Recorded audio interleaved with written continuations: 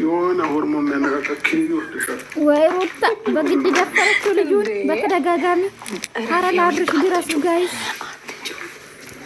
ዛሬማ ሮማንቲክ ሲሰሩ ነው ያደራቸው ሳስበው። አይ እኮ ገርመኛል። ይውታይ ነው ሄርሜላ አይዞሽ የኔ ፍቅር እኔ ቆንጆ እንደማይሆንሽ ነግሬሽ ነበረ። እኔ ሳስበው ልንገራችሁ፣ ቆይ መጨረሻ ነው የማወራችሁ። እንዴ ቀድሜ የሚሰማኝ ነገር አለ ይማኑን እጄን ወደ ማን ቦታ እየሰደድኩ ነው። ኧረ ተው ግን ጾም ውስጥ ነን። ተው የመጨመሩ ሚስጥር እሺ ሩታ ትደርሱበታላችሁ። አሰባችሁ ድረሱበት። ለእናንተ ትጨዋለሁ። አብርሽዬ ነው ለአብርሽ እኮ አይኔ የለሽም ሩታዬ።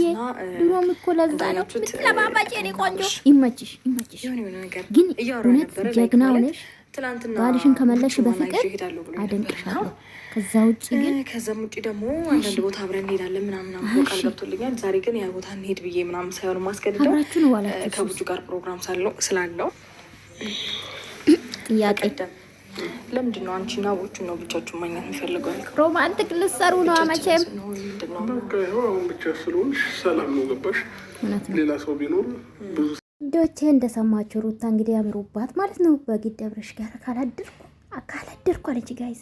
አርጎታ እኔ ግን ያሰብኩ ነገር አለ ጋይዝ። አብርሽና ሩታ አብሮ ሊሆኑ ሲሉ ማለት በቃ ተመልካችን ለማሳመን ከሄርሜላ ጋር መለያት ፈልጎ ይመስለኛል። እንደዚህ አይነት ስላችሁ ወኔ ነገር ድራማ ነው ጋይዝ። ኢማኑን ድራማ አለ የመጨረሻ ሪዝን ይመስለኛል። አክቲንጉ ምናምን አይመስላችሁም? ኤንዌስ እንግዲህ ሩታዬ አምሮብሻል፣ ባይዘው ኔቨር አምሮብሻል። እና ሮማንቲኩ እንግዲህ እንዴት ነበረ? ኢንተርኔት አልነበረኝም ይቅርታ።